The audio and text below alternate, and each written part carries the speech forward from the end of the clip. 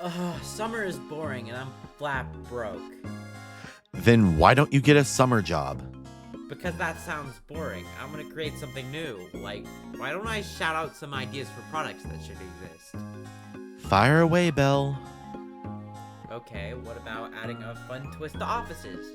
A great way to keep note cards together and also look cool. Like rubber bands, but they'll be different colors and shapes. Sorry to burst your bubble, but A, that's already been done, and B, it's inefficient as all hell. Okay, fine. What about, oh yeah, like a VR headset, but for your hands. You'd be able to control a world with your hands. How cool does that Same sound? thing, already done, turned out lame as well. Oh yeah, smart guy? You'd try to come up with original ideas. You were the one who wanted to bounce ideas off of me. I never said I could come up with anything. Okay, you flying avian. Why don't I throw you into, I don't know, that pen of pigs over there? Whoa, slow down. That's already been done. Just take a deep breath and slowly think of an idea that sounds like it's never been done before. Oh, I know. What about, like, a conveyor belt that, dispenses burger parts for assembly?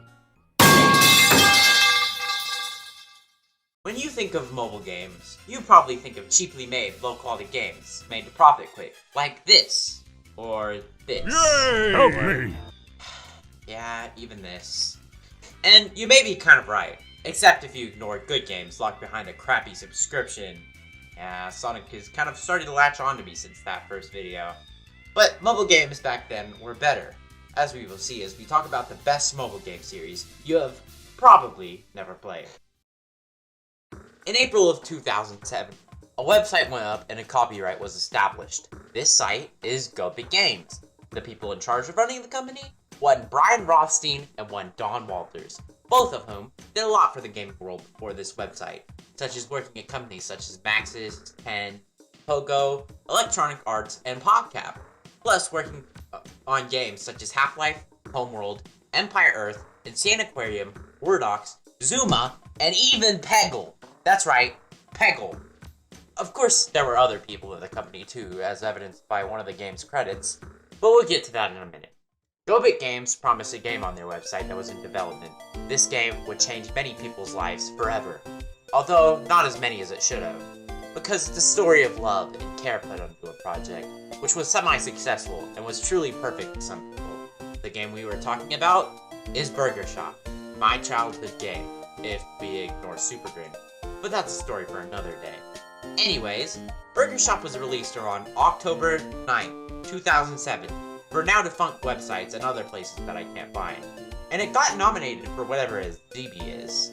I mean, I would guess it's something big if Portal is in this awards thing. Anyways, they would stay pretty much silent for 2 years, until on July 29th, 2009, they dropped the bomb that is Burger Shop 2. I haven't played either of these games yet because they were web games. I wasn't one who had a computer that early on, but soon enough would be the time that Burger Shop would nearly explode. Anyways, it wouldn't be till 2011 that Go Big Games would give possibly the best newsletter ever, for multiple reasons. The newsletter starts off with wishing the viewer happy holiday wishes, followed by one of the funniest and poorly aged statements, stating that we have been working on Burger Shop 3, and we're hoping to release it this year. In fact, we told everyone that we knew that Burger Shop 3 would release this year. Burger Shop 3 has been delayed. Oh boy, I wonder for how long. After that, they gave a now expired coupon before announcing what would make Burger Shop blow up and become my childhood game. Do you have an iPhone, iPad, or Android phone/tablet and have been hankering to play Burger Shop on the go? Hanker no longer. In addition to working on Burger Shop 3, we have also been working on iPhone, iPad, and Android devices of Burger Shop to be followed later by versions of Burger Shop 2 on these devices. While the rest of the 2011 December newsletter didn't matter, it would be in summer 2014 newsletter where they would say this. We would like to announce that Burger Shop is now available for the iPhone and iPad. You can get them here. And this is the part where I can step in and finally talk about Burger Shop. The story, gameplay, the characters, and everything I love about the burger shop. Before I talk about that, I want to go back to the newsletter and point out that devs also have a sense of humor. I found this line particularly funny. The prototype of Burger Shop 3 has a lot of new tasty food inside. Picture Burger Shop 2 times 2. We should call it Burger Shop 4 since it has so much food. But we won't. Oh boy, that sounds like it's going to be a lot of work.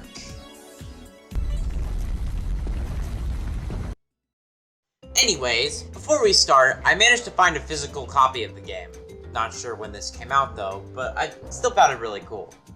Okay, anyways, Burger Shop 1 starts with a main character receiving a mysterious package that contains blueprints. But for what, you may ask? A strange looking machine. So, you decide it's a great idea to dump money into building this machine from strange looking instructions you got from who knows where. After following the instructions, you build who is probably my third or fourth favorite character in the franchise, Burgertron 2000. Yes, I do have a tier list. Anyways, this is the tutorial, and is the same layout but not location, where you will spend the rest of the game. Anyways, as you learn to make burgers, you meet your first character type. This is the Red Flannel Guy, or otherwise known as Freddy Von Flannel, or the Dude. He has high patience and will order regular burgers and a very easy to deal with customer. After the tutorial, you can choose new items for your shop, which will change how you play the game. You can get drinks, fries, and ice cream, and more options for burgers as well. Plus, every few stages you can get a special item, the first one being on stage 4, with the choices being cookies. Cookies will calm down customer and refill their happiness bar, which comes in handy in the later levels. The second option, the workstation, which holds food. This option really doesn't help as much as the first or this next option. Finally, the last option, and the best character in the game. With his big ol' eyes and his willingness to help out, this little cutie's name is BurgerBot. This little guy right here is my son, and I love him very much. Anyways, to use BurgerBot, you will need to fill up his power bar by serving orders. After that, he will awaken, to which you click on him, and then on a customer, and he will complete their entire order. After that level, you meet the next character, who is in my opinion, a bitch. Meet the business lady, otherwise known as Virginia Richmond. She has medium patience and likes to order chicken burgers and chocolate ice cream. If you serve a few characters before her, she may become mad. Anyways, for the rest of the diner stage is pretty much the same, aside from getting introduced to power-ups, which I will now briefly describe all of them in Burger Shop 1. All power-ups attach themselves to an item and are cashed in once you serve the item with the power-up on it. The speed power-up makes all machines operate faster. The happy power-up will stop customers' happiness bar from decreasing for a while. The money power-up gives you money. And finally, the cookie power-up, which refills your cookies. Anyways, after beating the 10th level, the story progresses. Your burger shop is a huge success. But one day while working, something strange happens. Are you okay, Burgertron? Aw, they grow up so fast. But I wonder, what should I do with 2 Burgertrons? Aha! I know! I'll build another restaurant and make it cowboy themed. Yes, I am an evil genius. Through this next restaurant, you meet a rootin' tootin' cowboy, otherwise known as Buck Houston, with high patience and who will always order 2 burgers, and will often order an orange soda and curly fries. Then, you unlock the most frustrating item on the menu. This is the milkshake. You must first use a soda cup, put it in the ice cream machine, and then put it in the mixer, all which takes a long time. Anyways, after a few more levels, you meet another cow person, the cowgirl, aka Joyce Southers, who has high patience and will order all dairy products. An example, cheese on burgers, strawberry ice cream, stuff like that. Anyways, after you beat the 20th level, the story shit! I have the paywall version. Let me just get the right version real quick. Anyways, after you beat this 20th level, the story progresses again. You are informed that somebody in the city has built a machine similar to Burgertron, so you decide to buy the city location and machine, and fix it to produce burgers. Now, you did notice how there was a businesswoman, right? And how there was a cowboy and a cowgirl. I wonder what's missing. Aha! Introducing the businessman, aka Bob Brocklin, who has low patience and will always order 3 things: a plain burger, fries, and cola. Easy to deal with as long as he is fair with others. Then, 5 levels later, this game becomes literal hell. Meet the punk, B-Rock Badly, an evil guy with an extremely low patience. It takes roughly 18 seconds to lose this customer in normal mode, and he likes to order lime soda. Around this time, you decide to do what every fast food chain does and go healthy. You can choose a salad for people to order. But anyways, after conquering the big city, you decide to do what all indie horror game creators do nowadays and tap into the unlimited money accumulated from the youth. You decide to ask Burgertron to clone himself again, but he doesn't listen. So you decide to build him again and put him in the boardwalk. Right when entering the boardwalk, you meet my second favorite character in this whole franchise. If you do not look like this man right here, then don't hit me up. Anyways, this is the clown Mr. Giggles. They have a very high patience and will only order wacky items. Burger buns, ice cream with mustard sauce, a burger with both chicken and beef. Also, fun fact, when McDonald's wasn't shit, I decided to try this clown order, and it had become my main order. Then, 3 levels later, you get to meet your target demographic.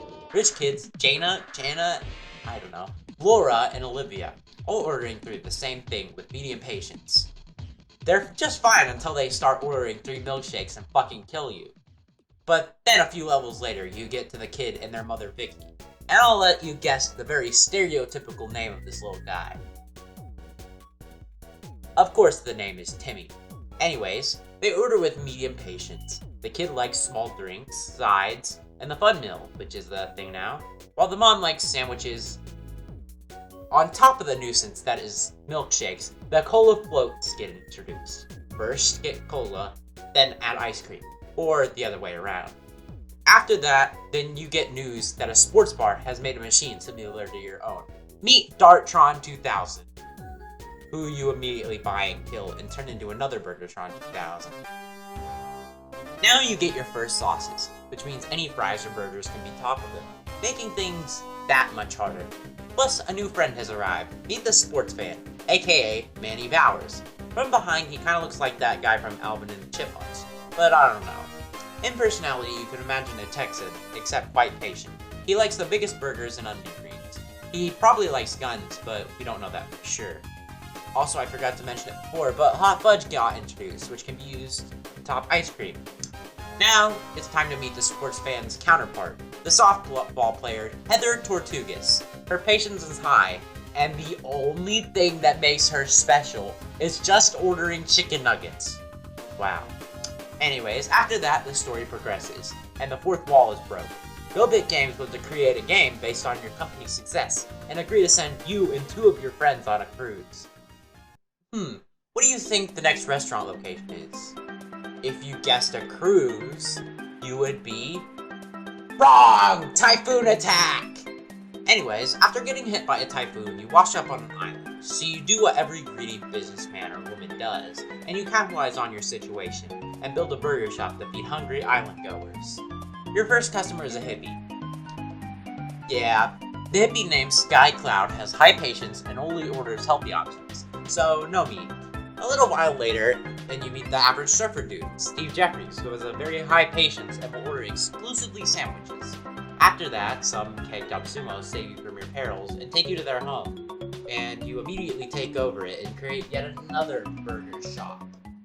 The sumos have high patience and will order 4 items every time, which can be really stressful at times. The sumo's name, of course, being Hajime Hidaka. This part is really long, but it's over just as soon as it starts. While it looks like this game is over, Burgertron spits out a pirate treasure map, X marks the spot. When you get there, you get abducted by aliens. Hungry aliens. Whose names are Zacko, Kick, and Tuggo.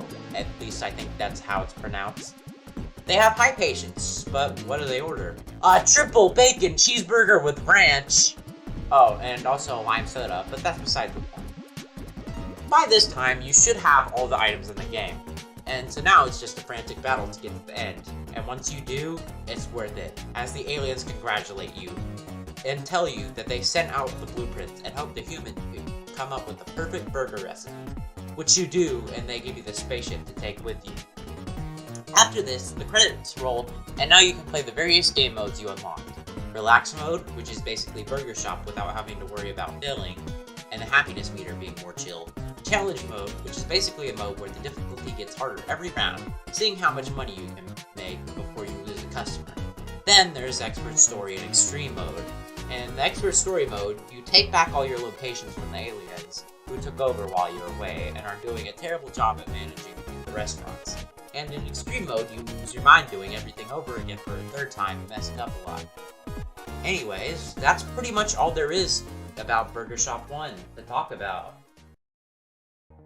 GoBit then moved towards Steam and released Evil Orbs on October 27th of 2016. They later also released it on mobile in 2018. Which this game is comedic for it even existing. On top of the wacky dialogue and odd gameplay, this game by itself did not do well. While I won't go into depth, I thought I may as well explain it. It starts with the very thing you will spend the next few grueling hours killing, the Evil Orbs coming from space. These things are pretty much those emojis you see every YouTuber who super heavily edit their funny Discord moments get a little too attached to. Hey Lucy, say something shocking right now.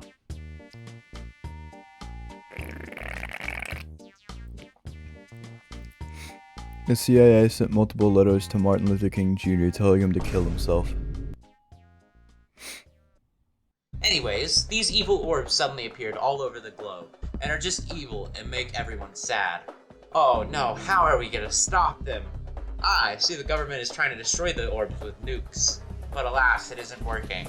So a crazy Dr. Klaus von Hammersphere, which I don't think I trust this guy, enlists you to destroy these evil orbs with his invention, the Dr. Klaus von Hammersphere Elementary Evil Orb Disposal Device 2000. You were given power-ups to destroy the orbs, one of which includes a nuke, which I have no idea why you able to use a nuke and kill these orbs while the government can't. Anyways, after you clear all of the levels in a chapter, there's a boss stage with these little red guys. You don't have to kill any of the blue orbs, but you need to kill this guy. However, the blue guys do get in the way. Simple enough, just kill the blue guys, then the red guy. But wait a minute, the red guy can summon zombie orbs in the place of his fallen comrades. Anyways, you then completely wipe out all evil orbs in the USA and continue your journey. As this happens, people are trying to build a communications device to communicate with these evil orbs, but it ends up failing and you're brought into a talk show. The man hosting it first congratulates you and then brings up a rumor. Ooh, I do love gossip. What is it? What? Allegations that your colleague Dr. Klaus von Hammersphere is responsible for the evil orb invasion? I knew it! He then gives evidence by showing a photo of Klaus and the evil orbs together. So you confront Klaus, who gets angry and shows the original image. One of a birthday party. I guess he's innocent after all. Maybe I jumped the gun too soon. Confronting Klaus like this both sours your relationship and also makes you realize all the problems with violence of cities still under the control of evil orbs.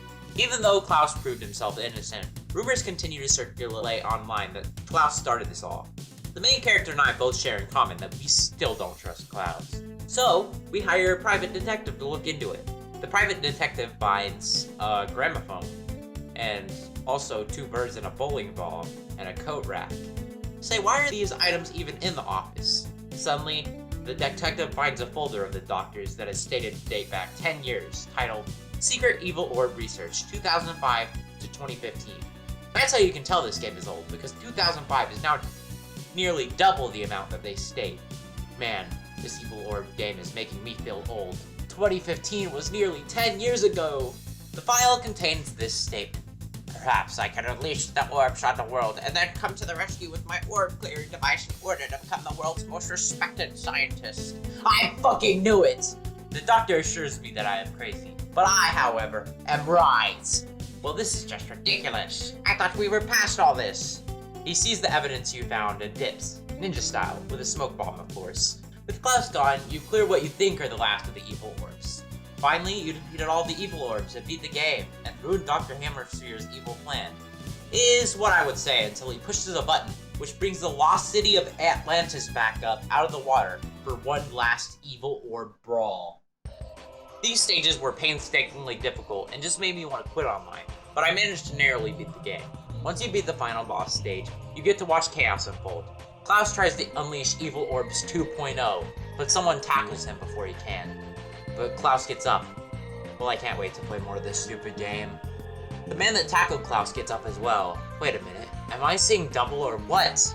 So the one on the left is the evil twin. No, the one on the left is the good twin. So the one on the right must be evil, right? Or maybe both are good? Turns out the original was evil and cloned himself. The clone one is on the left, and the original is on the right. The clone, instead of being evil like the original, was good.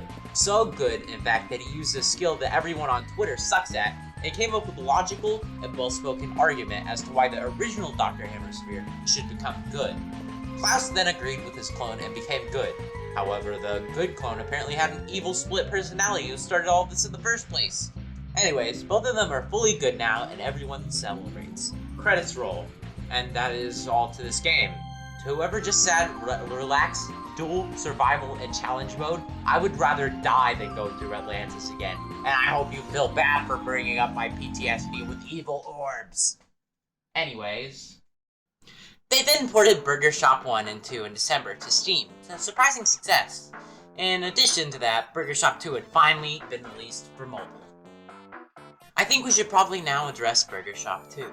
Starting with the story mode once again. Burger Shop 2 continues off after the events of the first game. You wake up in a dumpster with a bump on your head, only remembering the events of the first game, and not how you got in the dumpster. Your first diner location is disheveled and covered with weeds. You don't know how it got this way. A strange man offers to sell your own restaurant to you for $1. I mean, why not? We've done it before, we can do it again. And now for the tutorial. Wait, are those eggs? Turns out Burger Shop 2 has 15 levels per stage, plus 3 different kinds of levels. Breakfast, lunch, and dinner. 5 sets of 3 kinds of levels for each restaurant. I may as well first explain all the customers from each restaurant. When they arise, as well as each new machine and feature. The dude still has the same in being able to order any normal food, but the business lady now likes chicken, pasta, salmon, and chocolate. There are new foods in each level, which I will now show. Eggs, bacon, biscuits, waffles, toast, milk, orange juice, coffee, 3 types of cereal, and donuts. Lunch is all the same things from Burger Shop 1, so nothing new to explain here. But for dinner, there are 6 types of desserts, 3 kinds of soups, this very off-putting mystery meat, steak, salmon, lasagna, home fries, 6 types of breads, corn, and parsley. And with these, there are new machines. Cereal machines, breakfast drink machines, toaster, soup machines, and ovens. What's this? You spotted a menu.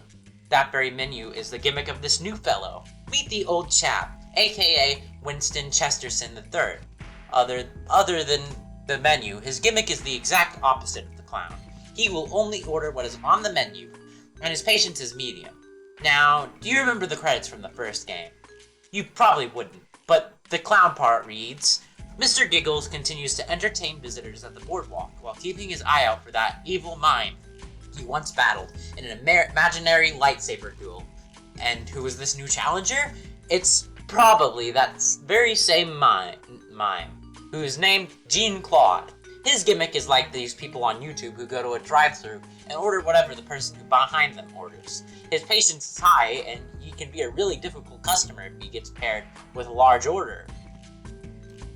In this game, cookies were replaced with lollipops, and the cookie power-up is replaced with the lollipop power-up. In addition to that, the cone power-up gets introduced, which blocks 1 space, so a customer can't order there until the cone goes away. And the freeze power-up also gets introduced, which freezes customers' happiness bars. On top of that, my sweet baby boy BurgerBot got updated to BurgerBot 2.0. He's still the same old BurgerBot, but with a new feature. He can fill 1 item in each person's order, which means you can pull off some pretty sweet combos. Anyways, after you beat all of the diner levels, you are rewarded with more story. It seems that serving breakfast, lunch, and dinner has made your restaurant once again popular. You start to wonder who had sabotaged the restaurant in the first place, so you hire a detective. And to whoever in the room guessed that this was an evil Orbs reference, you are right.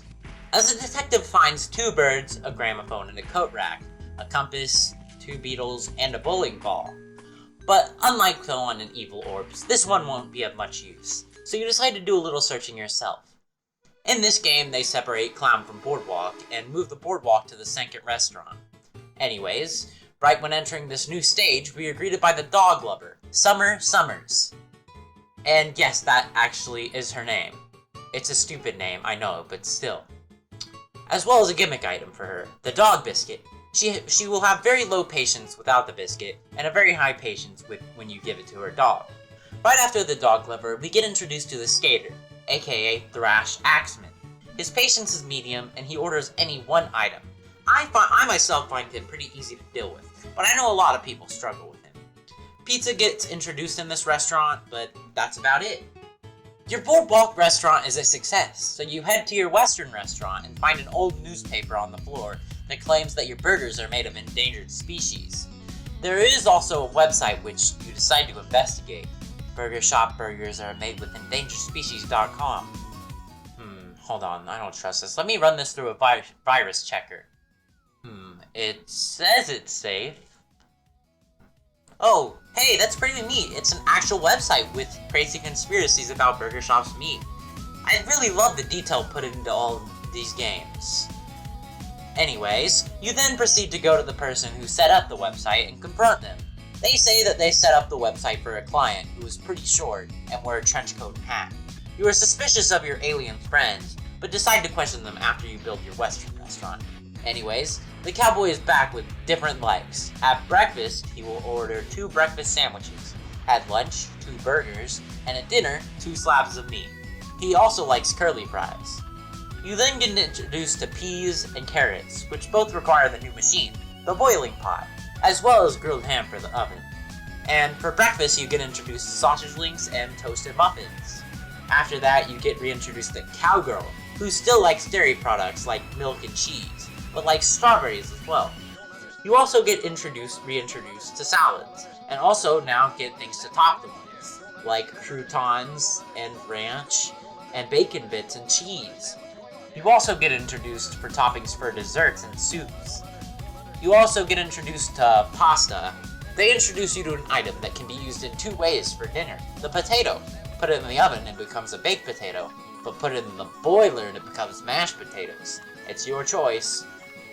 That's gonna probably get annoying soon, won't it?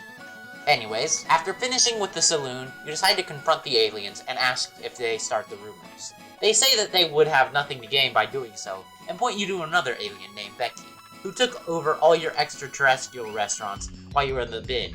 But before confronting Becky, you decide to rebuild the city restaurant. You get reintroduced to the businessman who has his own orders for each time of day. At breakfast, you will order a breakfast sandwich with ham and cheese, the Cinnamon Toast Crunch-like cereal, and coffee. For lunch, you will order a plain burger, cola, and fries, and finally, for dinner, you will order steak, cherry pie, and cola. Then, shortly after, the punk comes back for more trouble. This time, he likes lime soda, sugar, coffee, and shrimp. You also get a chocolate machine for breakfast to cover the donuts with, as well as making hot chocolate. Anyways, after you succeed in your endeavors to make the city restaurant once again flourish, you call Becky, whose number is by now in binary, which I found really cool. You accuse Becky of setting up the rumors of making your burgers with endangered animals. She denies this and says that she bought your intergalactic restaurants from the IRS when you were in jail. But somebody offered to sell the Earth locations to her, so she points you in the direction of them, which if you pay the attention to the credits later, you find out that you bought your restaurants back from a literal clown. So you go to him and ask him about Becky. He tells you he tried to sell the restaurants to her, but failed. He sank all of his money into it and lost everything. Also, why is he so sad? He then offers to sell the restaurant and states it comes with a key. And so you take the offer. Where does this mysterious key go? We will see later. Anyways, you buy this restaurant, which is the first restaurant you didn't already own. Yippee! With your new circus restaurant, you get to business. The clown is back, and he still likes anything that isn't on the menu. Then, 3 levels later, the Skullgirls come back for more. This time, they still like 3 of the same thing, but it also now includes the new stuff, like orange juice and other stuff not listed by their description. Plus, customers can now order rib steak. Oh, look who's back. It's little Timmy. And his mother, too. Remember when I mentioned peas and carrots? Well, now customers can order them combined, which is a absolute nightmare. You know what's just as worse? a new machine for breakfast, the syrup machine. It works exactly like the sauces work at lunch and dinner, but at breakfast time, being used to top the waffles. Anyways, just as quickly as it starts, the circus restaurant ends. It was a huge success, and now you found what this silly little key is for. Though it's not explained how you found this out, but I assume it's for plot convenience. It goes to a warehouse next to the stadium, and what do you know? Even more plot convenience. The same dumpster you woke up in is by the same warehouse. The container is empty except for a book and one of those tiny drink umbrellas you would get if you were to go to a beach hut or bar or something like that. The book is your ledger, but oops, the IRS is gonna be on your ass because these numbers are wrong. Also, there's strange transactions going on. But you buy the sports restaurant back while wondering if you embezzled funds from the IRS or not. You do have amnesia, so maybe you did. Who knows? Anyways, reintroducing the sports fan, who likes burgers, onion rings, the cinnamon toast crunch looking cereal, which I'm now learning are called Tasty Flakes, pancakes, pizza, and potatoes. Then, just as soon as the sports fan comes, his counterpart comes along right as they introduce chicken strips for dinner. Anyways, the softball player now likes waffles, chicken strips or nuggets, or shrimp. Back-to-back characters are getting introduced. This time, it's a new one. The shirtless guy, aka Chris Warhosky. So you see, people don't like it when people walk around with a shirt on. And this guy refuses to wear a shirt in the building. But you can give him a shirt, which he will put on, which will make good customers normal again. Anyways, his likes state likes, not wearing shirts. Likes, free t-shirts. What a wonderful, silly little helpful description. Anyways, now in breakfast, you have the choice to pick hot chocolate, which will finally let customers order hot chocolate using that machine that has been sitting mostly unused. Now, on to dinner. Yet another level reintroduces a sauce, this time being gravy, which covers meat, and it's a nightmare, just adding a sauce into the mix. But I'm not gonna complain. Anyways, now that your sports business is a success, you keep looking through the ledger. You look at the pink umbrella and decide that it is a clue somehow, and you should go to the beach shack to look for clues. It, like all the other restaurants, you choose to reform. Starting off, more pain has arrived. The whipped cream machine is here.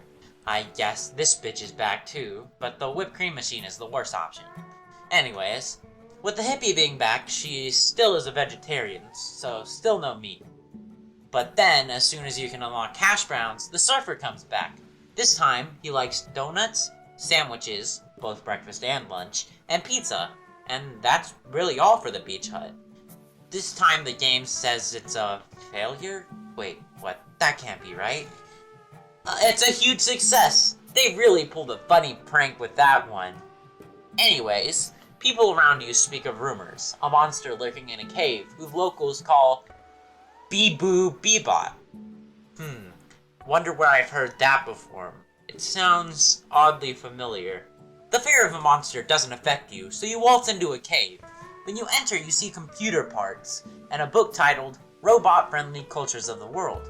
Suddenly, what looks like a tiny person flying with a trench coat and a dark hat appear, then disappears. You question following it, but you decide to look in the book. It seems Japanese people love robots, so you decide to go to Japan and fix your Japanese restaurant in the meantime. And with that, the sumo is back. No changes to his likes. So on to the ninja, who is called Shadowwind, whose mother names their child Shadowwind. Anyways, this ninja is a new customer, who orders things from breakfast, dinner, or lunch at any time of the day. For example, he will order something like a burger for breakfast, or eggs and bacon for dinner. Anyways, now nothing new changes, it's just the rush to get to the end, just like the first game. And finally, after being a success, you plan to close your pagoda restaurant, but you see a shadow standing outside. It's the strange creature, and he shows himself. Oh look, it's BurgerBot! Who could have guessed? BurgerBot explains that he was sent from the future to stop the destruction of the universe, and that in the future he came from, Burgertron became self-aware and then took over the universe and destroyed life as we know it. Which, that would make an awesome profile picture, by the way. And in that future, you sent Burgertron to warn yourself. But you didn't believe him, so BurgerBot screwed up the numbers on your ledger and turned it into the IRS to get you thrown in jail. So they take your assets. so that the future where evil Burgertron takes over the world does not become a reality. After getting out of jail, you found an altered ledger in storage, so you and Burgerbot fought about the ledgers until you fell out the window into the dumpster and hit your head, just hard enough to give you amnesia. The money transferred to one of your bank accounts, so you now have all of your money back, and so you buy all the restaurants back from Becky and serve burgers all around the galaxy. Although that's where the credits roll and you can't serve burgers in space in this game. Also, the credits revealed that future Burgerbot surprisingly didn't fade away, and just decided to chill at your beach hut. Anyways, now we go back to the menu. This time, there is no expert story mode, only an expert mode and an extreme mode without story. There's of course relax mode, which works a little bit differently than the other game, but I'm not really going to go into it. There's also challenge mode, which works the same as Burger Shop 1. But that's really all there is for Burger Shop 2. They then released this game without telling anybody. This is Telly Cats. With it being a puzzle game, I'm not surprised it's the least known Go Big Games game. Anyways, Telly Cat is a puzzle game. Oh boy, here we go again. Anyways, it's a match 2 to 4 with different controls for different levels. Like rotating in a cube pattern, switching to, sliding, with different colors of cats such as orange, green, pink, and blue. And at harder levels, they add gray, white, black, red, and another shade of orange. It has 3 modes: survival, relax, and daily challenge. Survival is pretty much live as long as you can and clear as many worlds without dying too much. Relax mode is playing the game without worrying about moves. And finally, daily challenge is a hard challenge daily. And that's pretty much all for this game. But before I move on, I have to compliment whoever made the music. I'm assuming Heather Perkins. They did a wonderful job on this soundtrack. I feel it's the only thing that saves this game in my eyes. Anyways, Go Big Games were then quiet up until January 2023, where they given the loyal Burger Shop fans who have been waiting 12 plus years news for a new game, an update in the form of a short story that is not fully archived, and a long story, which is insanely long and really confusing. I was planning on reading the whole thing, but after reading it to a friend from VC, I found out that it would be a nightmare, so instead I'll leave it up on the screen for you to read for a bit. The story consists of a lot of humor and time-traveling shenanigans.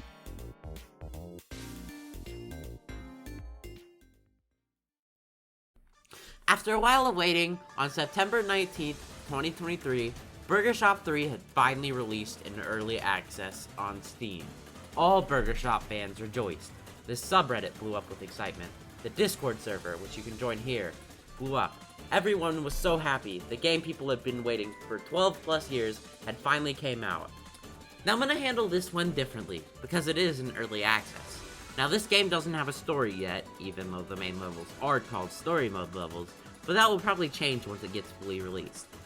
Also, the devs frequently update this game, so expect things like sprites, food, and the fact that you can't upgrade BurgerBot with these coins to change. So I'm gonna handle it by first going through the restaurants, then going through the entire character roster, explaining old customers and how they change through each restaurant. Then, I will explain the new machines, BurgerBot, and new power-ups. If I don't bring them up while talking about customers, then finally explain all the new food, followed shortly by the modes. After that, we can move on for Burger Shop 3. Okay, first off, to start off on Burger Shop 3, we must look at the restaurants. Instead of being in multiple different locations serving different foods during different times of the day, Burger Shop 3 has 5 restaurants and 15 main story worlds, which hold these restaurants. Each world has 25 levels, 5 for each restaurant. I'll start off with the one you are the most familiar with already. You should know this classic look anywhere. That's right, it's the diner, now called the Rocket Burger Cafe. There are a few differences with the machines, but it's all pretty much the same. Now, I will briefly go over the other 4, without explaining in depth, because I will talk about them more in depth while explaining customers, machines, and foods. Anyways, you got the Mexican restaurant, Dos Robots Cantina, the Italian restaurant, correct me if I'm wrong here, Pizza Trattoria Machina, then you have BT Sweets, which is a sweets shop, and finally the one people fear most, the Dragon Bot Cafe. Now that I've briefly covered the restaurants, I can move on to the... With the customers, where better to start off with than the dude, who was still plain and simple ordering whatever is normal in each restaurant. Similar to the dude, the business lady keeps the same likes throughout all the restaurants, liking chicken, pasta, salmon, shrimp, and chocolate. Anyways, both the old chap and the mime's gimmick don't change. However, the mime does mimic some of the new customers. After I explain them all, I'll show the mime copying it. Anyways, the cowboy's order is the first to be different across restaurants. In the Rocket Burger Cafe, he orders 2 burgers. In Dragonbot Cafe, he orders 2 sushi platters. In the sweet shop, he orders 2 ice cream cones. In the Italian restaurant, he likes 2 subs. And finally, in the Mexican restaurant, he likes either 2 tacos or 2 burritos.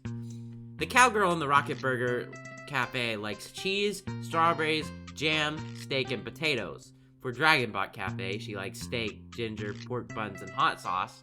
For sweet, she likes strawberries, milk, and all pink ingredients. For Italian, it's cheese, Alfredo sauce, and strawberries. And for the Mexican restaurant, she likes cheese, steak, beef, and horchata, which replaces lime soda in this level. The skater and the dog lover both have their old gimmicks from the last game, so it's finally time to move on to a new customer. It's the phone guy. All of the new characters haven't been given names yet, so we don't know who's beyond the phone. Anyways, their patience is low till you pick up the phone, to where it becomes high. You might have to click on the orders so you can see what you have to make. Anyways, once you complete their order, you have to bag it and send it out. So the first new customer is pretty simple. For the final one in the first row, it's the businessman. His diner order is still the same, however in the Dragonbot Cafe he likes tuna maki, whatever that means, wontons and cola. In the sweet shop, he wants vanilla ice cream, coffee, and a cookie.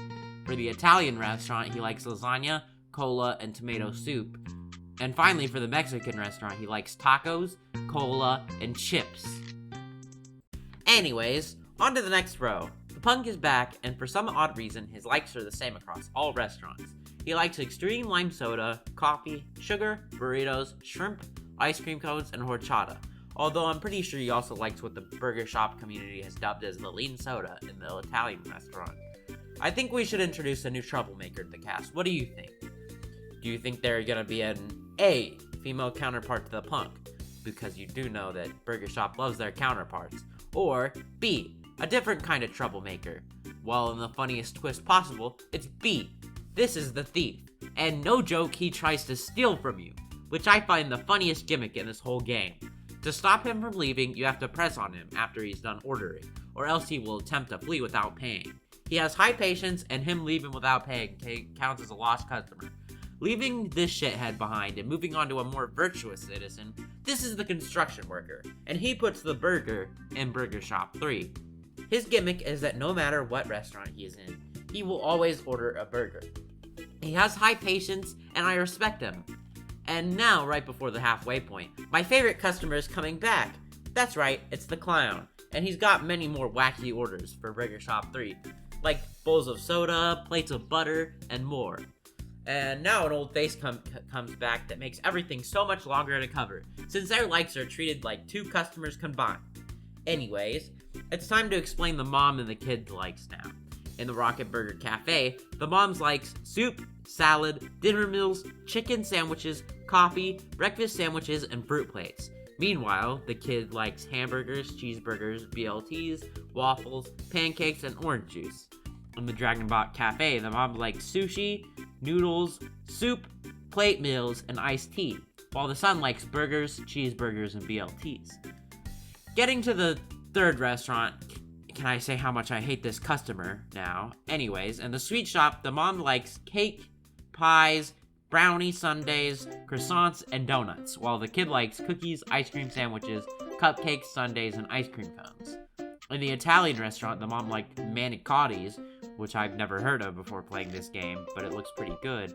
She also likes fettuccine, soup, salad, and pizza, while the kid likes spaghetti, lasagna, and pizza. And for the last restaurant, the mom likes burritos, soup, salad, and plate meals, while little Timmy likes tacos, quesadillas, and churros. Now we can finally move past those to another familiar face, the schoolgirls. In the Rocket Burger Cafe, they like small drinks and sides, waffles, breakfast sandwiches, burgers, chicken strips, and sharing dessert. In the Dragonbot Cafe, they like tea, small drinks, and sharing. Now for the sweet shop. I think they either ran out of room or just, like the customers, they lost patience, and summed it up by stating all the things they like, then stating, you get it, and I'll side with them. The schoolgirls in this restaurant will order 3 of any sweet item. In the Italian restaurant, they like small drinks, soups, salads, pizza, pasta, and sharing dessert. And finally, in the Mexican restaurant, they like small drinks, salads, tacos, burritos, nachos, churros, and sharing a large drink. Anyways, I think it's finally time to see a new face. The indecisive customer, who one of my friends calls Karen. And no, they don't ask to talk to your manager. In fact, their gimmick is not obvious until after you complete her order, where she will think for a second before ordering another item, to which you must serve her. Her patience is high though, so now I think it's time to talk about a customer that has probably changed the most, and has been around for all 3 games. In the first gimmick, her gimmick was just to order chicken nuggets, but now she doesn't really have as big as a gimmick before. I guess she kinda grew up, and it's cool to see a character change so much. I'm proud of the softball player. Anyways, in the Rocket Burger Cafe, she likes chicken strips, waffles, orange juice, and chicken sandwiches, and with most of the other restaurants, she sticks with one of the items, kinda like when she used to only order chicken nuggets, but this time for other food. Anyways, in the Dragonbot Cafe, she likes ramen. In the sweet shop, she likes donuts, cakes, pies, and ice cream cones. In the Italian restaurant, she likes pasta. And finally, in the Mexican restaurant, she likes burritos. Next is one of the only 2 that are somewhat longer to explain, as they don't have any special gameplay mechanics or simple gimmicks, and instead focus on the food they order, the sports fan. In the Rocket Burger Cafe, he likes big burgers, onion rings, pancakes, chicken strips, and potatoes. In the Dragonbot Cafe, he likes maki, egg rolls, and chicken wings. In the sweet shop, he likes pies, slices of cake, and sundaes. In the Italian restaurant, he likes pizza and subs. And finally, in the Mexican restaurant, he likes nachos, burritos, churros, and soup. Now the final one in this row, the shirtless guy's gimmick is still the same. He dislikes wearing a shirt, but loves free t-shirts. Now, as we move on to row 3, we go back to the era of the beach hut. The surfer is back. He likes sandwiches in the diner, sushi in the Asian restaurant, donuts, sundaes, and ice cream sandwiches in the sweet shop, pizzas and subs in the Italian shop, and finally tacos for the Mexico restaurant. I went through that quickly so I could leave time for the hippie, because she has a lot of likes. In the Rocket Burger Cafe, she likes salads, fruits, cheese sandwiches, waffles, and vegetarian soups. For the Asian restaurant, she likes tofu, cucumbers, rice, green beans, edamame, and noodles. For the sweet shop, she likes all desserts. For the Italian restaurant, she likes salads, pizza, pasta, soup, and mushroom subs. And finally, for the Mexican restaurant, she likes bean burritos, bean tacos, corn, churros, nachos, tortilla soup, and taco salad. Now, with her out of the way, it's all smooth cruising through the rest of the customers. The sumo still likes to order 4 items, but for the ninja, instead of ordering from different times of the day, he will order food from different restaurants, i.e. tacos in the sweet shop. You have noticed how we haven't had a new customer in a while. How about we change that and introduce the new worst customer out of any of the games? Ignoring the punk and ignoring the mime because they don't really count. The robot. They pretty much transformed this game from a time management to my favorite genre of video games, a rhythm game.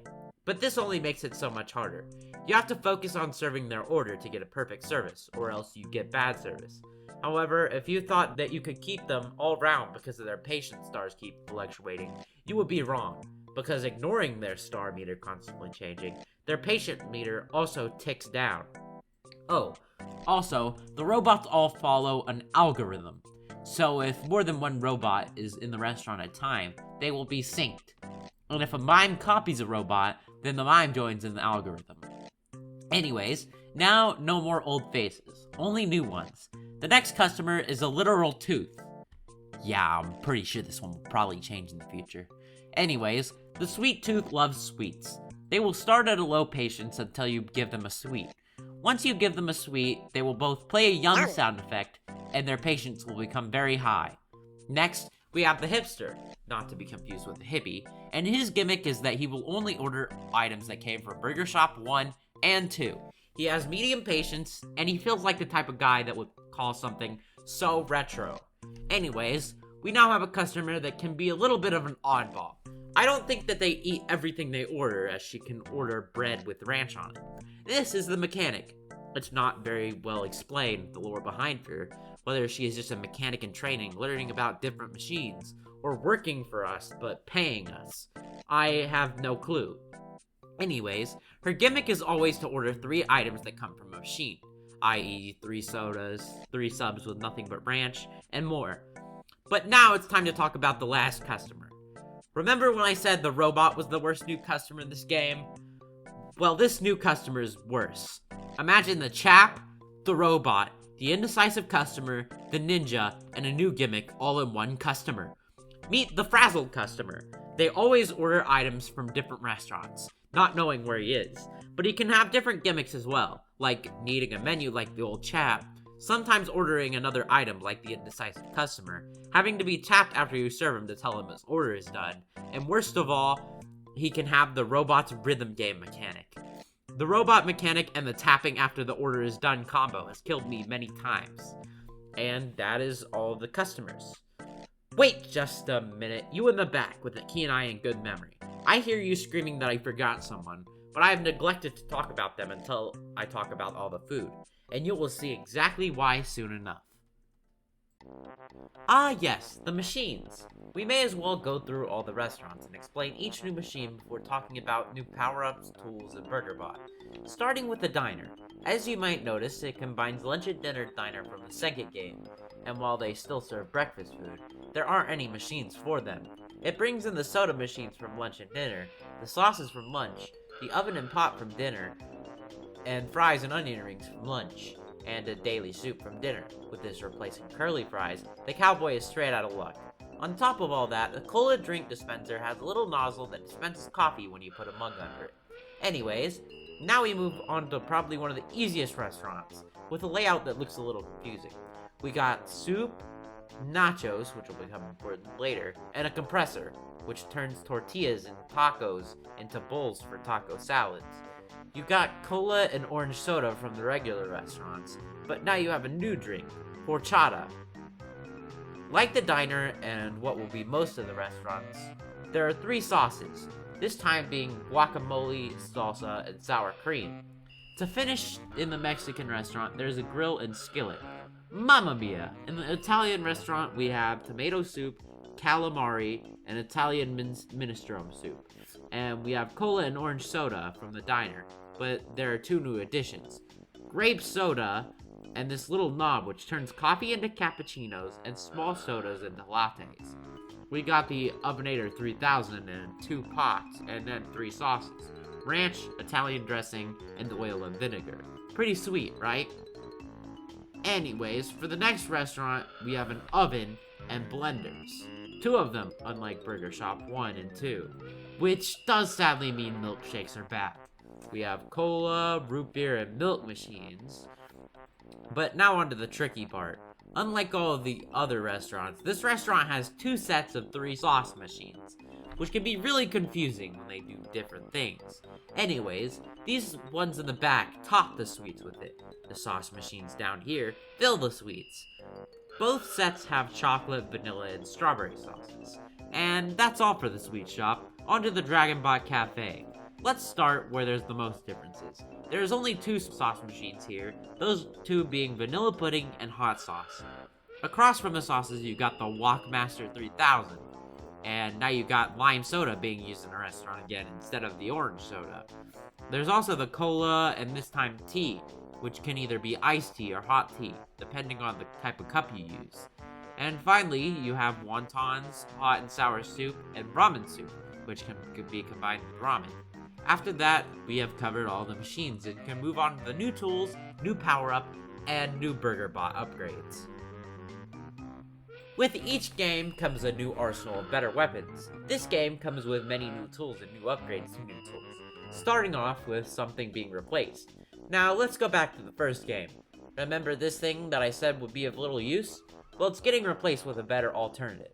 The Rewindertron 2000 will push the item you are carrying back onto the conveyor belt, pushing everything else on it back by 1. The next tool you are given is the Customer Radar. Are you trying to serve a customer? Is there food not on the conveyor belt? Just click on the customer and the food you need will show up. Now, before we talk about upgrading BurgerBot to be all-powerful, there is a new power-up that fills up BurgerBot recharge meter. Now, with no further ado, let's talk about how we made BurgerBot unstoppable. Starting from lowest numbers going up, we have the BurgerBot Plus upgrade, which makes his meter full at the start of every round. Next, we have possibly the strongest we've ever seen BurgerBot, enough energy and determination to take out an entire army of food ordered by hungry customers. This is BurgerBot 2.0 V2. After the recharge meter fills up, you can fill up another meter. Once this meter is full, the once blue button turns gold, and once you press it, BurgerBot wipes out all the customer's orders on screen. And finally, the underwhelming but still somewhat useful BurgerBot 3.0, who will serve one customer's item for half of the recharge meter. And that's all the new gear you get. Let's now talk about the... As long as the Burger Shop 3 segment is all ready, I thought I should lightning around all the new food as fast as I can. For the Asian restaurant, there's rice, cooked chicken, chicken wings, rolls, soy sauce, hot sauce, soup, wontons, vanilla pudding, tapioca, sushi, tofu, green beans, cucumbers, oranges, tuna, salmon, eggs, jalapenos, ramens, which can be customized, which will become important later, boba, egg rolls, steaks, tea, and edamame. Now for the sweet shop, we have croissants, ice cream swirl cones, cookies, ice cream sandwiches, cakes, root beer, brownies, sundaes, just like the ramen will be important later, muffins, and root beer floats. The Italian shop has soups, calamari, subs, which can also be customized, will become important later, pasta, grape soda, lattes, cappuccinos, bread, toast, and mozzarella stick.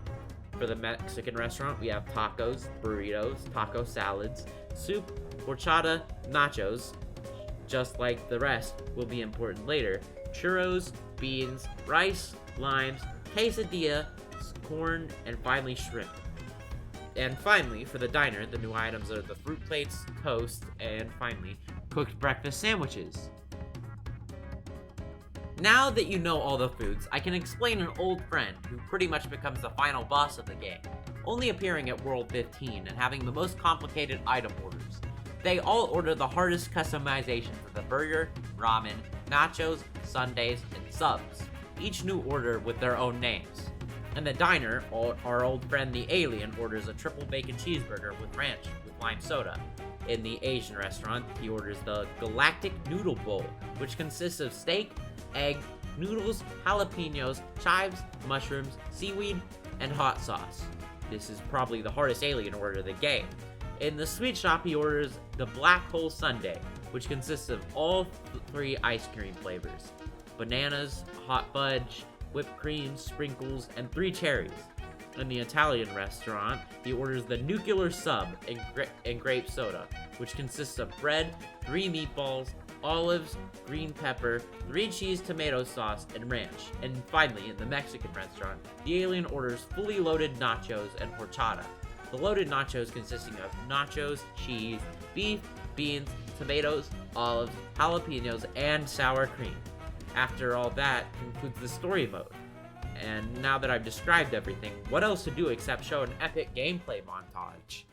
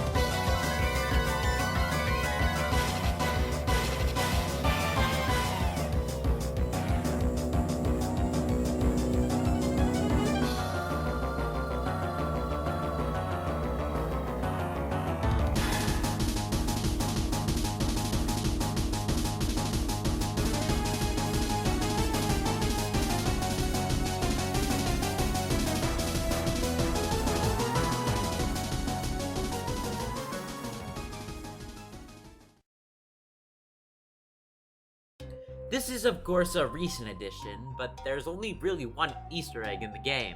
But if you make a profile and name it XXX Stream with 2 exclamation marks, it will set the customers that can enter your restaurant to 5 customers at one time for the whole thing, which makes it much harder. If you're really dedicated, you can go after the Expert and Extreme mode, Relax with Relax mode, or Challenge yourself with Challenge mode, just like Burger Shop 1 and Burger Shop 2. However, there are new modes that come with Burger Shop 3's arcade modes, such as KYC or Know Your Customer, which can help you get used to a customer. Only that customer will show up in the KYC you choose. There are a few exceptions to this, such as Mime and Shirtless Guy. There's a puzzle mode, which you have to select the items in the correct order, Blitz, which acts as KYC but for items, and is basically a mad dash to serve everyone before they gobble down your lollipops. If you choose one, only that item will show up. Again, there are some exceptions. I'm looking at you, Taco. And finally, Cash Grab. Different modes of Cash Grab unlock with more money, which it's a lot of money, so I haven't unlocked these yet. I then decided that I should talk to experts at Burger Shop and get their insight and learn more about Burger Shop, its development, and what they loved about this game. First, I decided to interview the main programmer of Go Big Games and former employee and main programmer for a lot of PopCap games. I'm working on a video about Burger Shop and was hoping I might be able to ask you a few questions, kind of like an interview. Sure. First of all, I know at one point you had worked at both Sierra and PopCap Games. I wanted to ask how your time at both of them was. Oh, I really enjoyed my time at both those places. Sierra was my first job out of college, and I was like, golly, mister, you're going to pay me money to work on games? Though I mostly worked on matchmaking servers, infrastructure for setting up online games as opposed to actual games. I did create one game there, though, Wordox with Brian Viette, the other Brian PopCap. We did it mostly for fun and to illustrate that it was easy to write game servers using our server infrastructure. But it became somewhat popular, so that was my first taste of people actually playing and enjoying a game I created, which of course is a great feeling. PopCap was really gratifying because there I mostly worked on designing and programming games, which was my dream from when I was a little kid, programming games in BASIC on the TI-99/4A and Commodore 64. Back then, I sort of had to beg/force people to play my games. I had one slightly popular game in high school that people actually played. It was a Tron Light Cycles game, where each player could also pick a special ability, and that was written for PC 286 computers in Pascal, CGA for color graphics, black, white, cyan, and magenta. That's awesome! Anyways, my next question is, I believe the Go Big Games website was put up around April 2007. But how did Go Big Games start? Okay, so Don Walters and Jenny Martin were working together on educational software for Jenny's company, Rita Studios. They had worked together before at Maxis.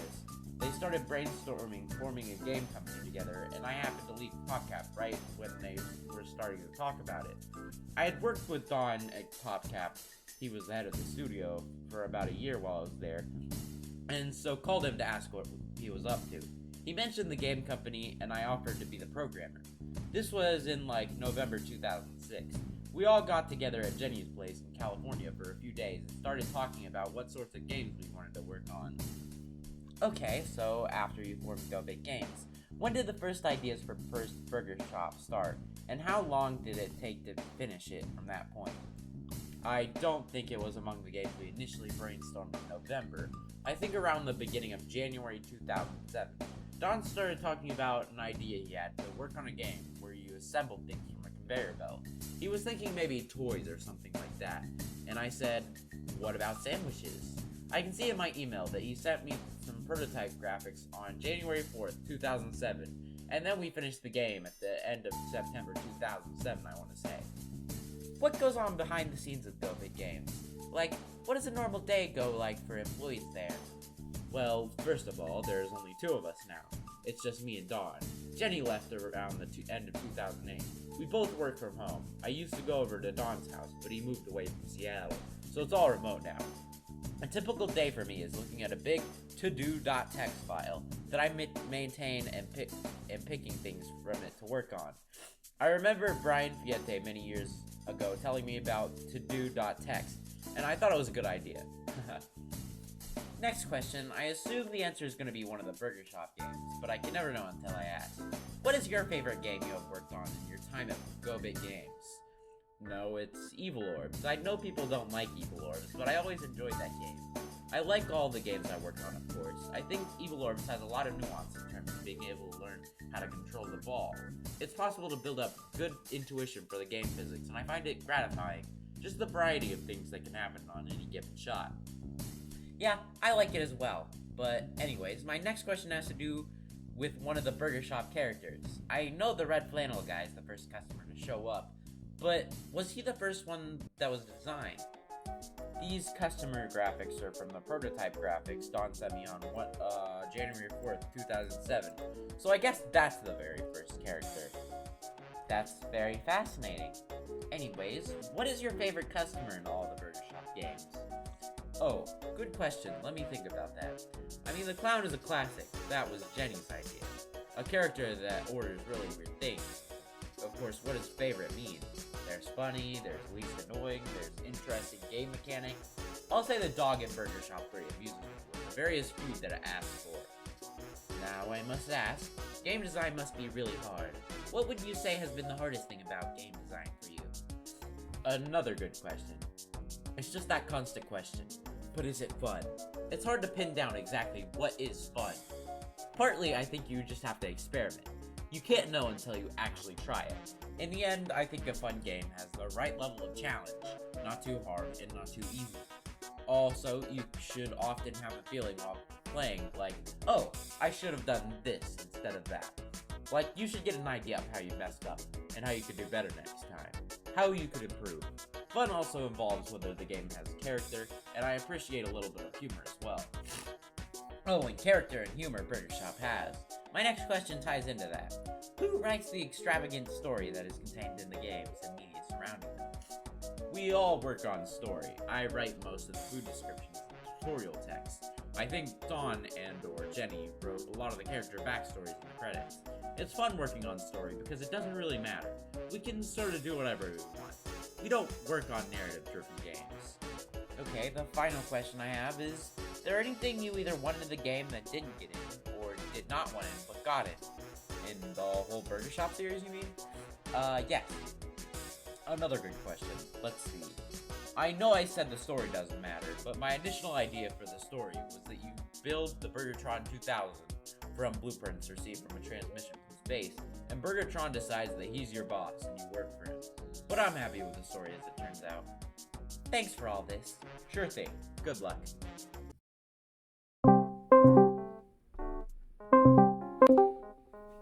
Hello. Hey, what's up? You can hear me? Yeah, I can hear you. Sick. Alright, well, whenever you're ready, Okay. go into it. Anyways, this is a book, founder of the Burger Shop Discord, and, I'm here to interview him. So the first question I wanted to ask you, is, when did you first hear about or play Burger Shop? Yeah, so I first discovered the game around 2013, 2014 during what I like to call the peak of the Flash games era. Flash games were pretty much everywhere at the time, so I was using sites like Wright.com, if anyone knows what that is. And that's when I found Burger Shop in its 1.0 version and Burger Shop 2. Yeah, and how would you say Burger Shop has affected your life? It holds a lot of nostalgic value for me. Music is instantly recognizable. I think it brings back a lot of great memories. The Steam clients of the game also have been improved a lot since the Flash days, and I think that only adds to the experience. The Discord community we have has also been amazing. There's a lot of mods and a lot of great people that share the same passion for the game. So it's been a really nostalgic journey for sure. Yeah, for sure. Anyways, now onto the story. What do you think of Burger Shop's story? I quite like the story and all this wacky Easter eggs they hide, like sites and stuff. No, totally. So it's not as deeply narrative that other games would have, but that's kind of the point. It's supposed to be like a lighthearted comedy, and like as you unlock new food items and encounter quirky customers, you just supposed to like envelop in that kind of chaos. But I think my favorite part of the story is the lore pertaining to how there's like an evil website that's trying to like not or it's trying to like slander you, and that website was like burgers are made with endangered species.com. Yeah. And that's like an actual website that still exists, and I spoke to the developer. It's still being hosted up until this day, like 14 years later, which is funny as hell. It is. And also, like, with the binary, like, Becky's number being a binary for buy now, I think it is. Which Oh is yeah. really cool. That's hilarious. Anyways, what is your least favorite and favorite power-up? And why? Well, I'll start with the least favorite. Definitely the cone power up, because it slows the game down, and I don't like when things get slowed down. I think the game is just about being fast paced. I like when it's fast paced, and I think it's more the cone power up still useful when you're playing like extreme mode, aka 5 customer mode in Burger Shop 3. So it does have its use cases, but for the majority of the game, you don't really want to play with it if you want to like just get fast. And on that same note, because I like going fast, the speed power up is my favorite, just because when you have no downtime with your machines, getting into a fast click rhythm turns the game into like an actions per minute heaven, and it just makes the game more smooth and more intense. And obviously, the money power up is great too. Yeah, money power up is awesome. If you were to give any tips on like to new players about how to succeed in the game, like what would they be? Yeah, just literally just practice. Like it's the whole series is just built around repetition and optimizing your like process. Minimizing downtime, I'd say, is like one of the key features of the game. Like I'll give you an example. If you're building a burger, right, and someone's ordering like a burger and a drink, you want to make sure to prep their machine items while making the burger item at the same time. So that way you can just multitask. It's all a game about managing multiple things at the same time. So the more things you have flowing at the same time, the more efficient you'll be. Yeah. Okay, let's say you were put in charge of Burger Shop, and you could change anything about all of the Burger Shop franchise. What would you change? That's easy. So in Burger Shop 1, they introduced the idea of the alien character, and they had a lot of cool assets. Like there was a whole space theme world, and they went to space and whatever. So I think that concept could have been played around with more. There could have been a lot more space theme worlds, but yeah, that would have been really cool. There could have been some really creative things. Still not dead. We could potentially mod it in. Yeah, that would be really cool to see. Like, Mm-hmm. now, this is one of my favorite questions. What is your least and favorite customers and why? Yeah. I would say I treat all customers equal because they're all fun to me. But if I had to pick one, I'd say the dog lover, just because it's a personal skill issue for me. I spend too much time focusing on which item to give the dog, and that causes me to lose some runs. But I would say my favorite is probably Hipster from Burger Shop 3, just because all of his orders are based off of orders from Burger Shop 1 and 2, and it's just a great tribute to longtime fans of the series. Oh yeah, for sure. And what would you say to people who are thinking, like, watching this video, thinking about getting into Burger Shop? What would you say to them? Definitely give it a try. It's like one of those games that are super easy to learn, hard to master, but the gameplay loop works, and it gets super challenging and addictive at the same time. I think if you like a lighthearted humor, you just want a game to like kill the time, it's a great pickup. All right, thank you for your time. Do you have anything to say to end off on? Yeah, no, just thanks for having me. This was a lot of fun. Play Burger Shop. We got modded Burger Shop 2. We got a modded web client that you can play for free. And I'll leave that to Bell to plug. And we also have a Discord server. So yeah. Join that. The Discord in the description. Go join that. Yeah. Anyways, have a good day. Thank you for your time. All right. Thanks. Bye. Peace. This is KS Code, their Burger Shop master, having completed the extreme mode in all 3 games, with losing 0 cookies and lollipops, being the first person to beat Burger Shop 3, setting world records for Burger Shop, perfectly completing the arcade mode of PS3, and finally, being a modding master. They have time and time shown it in their expertise in both gameplay and the more technological side of things. Even making a modding guide, which you could use to mod the game yourself, which I will provide below. Hey, can I ask you some questions? Kind of like an interview for a video I'm making. I'm making a video on Burger Shop. Sure, fire away. When did you first play or hear about Burger Shop? Don't remember the exact year, but it was Burger Shop 1. Probably like 15 years ago? I don't know. Dang, that's near the start of it. Anyways, I know you were the head of the modding scene at Burger Shop. What do you like most about modding Burger Shop? At the time, it was new content for a game that stayed the same for like a decade, which was pretty exciting. Yeah, and what would you say is the hardest part of modding Burger Shop?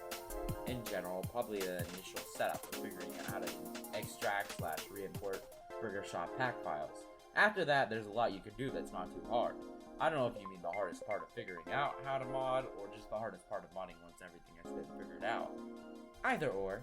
It took a while for me to figure out how to get customers to properly order the unused items, specifically small floats and ice creams. And random clown sandwiches took a bit of creativity as well. Other than that, I feel like the format is pretty straightforward. So in general, it's mainly the first step that's the hardest, as previously mentioned. Interesting. Now I know you and the community have made a lot of accomplishments over the year, like completing the game with no lollipops or cookies, and Burger Bot, and speedrunning the game. What would you say is your favorite accomplishment? You or the community has made? Probably my most recent achievement. Extreme No Burger Bot or Treats is my favorite out of my own accomplishments. I like Burger Shop Web a lot too, but it's fairly unknown and underrated at the moment. Yeah, I've seen that. Pretty impressive stuff. Now, how would you say his Burger Shop has changed your life? I guess it's nice to be able to achieve things I previously doubted were impossible. Hard to answer this directly, while you kinda get to see directly the results of a lot of practice in a single area, and it makes me think what else I can do if I really want to. I think Burger Shop is kind of special in that it's straightforward to get good at if you have the persistence. Like, you get instant feedback if you mess something up or aren't going fast enough. Yeah, that's understandable. Now, if you were to give advice on how to get better at Burger Shop to new players, what would you tell them? That depends on their ultimate goal. If it's just story or expert completion, probably just the usual optimizations like the ones suggested by Brian in the Steam forum somewhere. For stuff like Zero Treat Extreme, it's mostly just patience and persistence lol. Taking breaks and touching grass. Lamau. Yeah, now if you were to change anything about Burger Shop, what would you change? Burger Shop 1 and 2 are probably fine as is. Maybe some quality of life and other tweaks, like Rewindertron, middle click, and grace period on single item orders. Burger Shop 3 is still early access, so I'm looking forward to it having more polish. Yeah, thanks for your time and answering my questions. Would you like to say anything to end off on? Nothing in particular comes to mind. Good luck with the video, though. Thanks. And here we are, after over a year of planning and making this video, slacking off on it, getting back into it, costing me over 250 gigabytes of storage of recordings of the game, though partially because I'm stupid and didn't know how to correctly set up OBS, and causing lots of headaches. But I feel it's all the more worth it. I've been a fan of Burger Shop most of my life, and it has changed me, and so many other people. Coming back so much later just feels so fresh and good. Introducing new people and old fans to the franchise just feels awesome. Over the time of making this video, I've made so many more friends and just been able to feel at home in one of my online circles. In some way, it just feels like Burger Shop is my home. To anybody who made it this far, I really want to thank you for sticking around. Make sure to like and subscribe. Really? Come on now.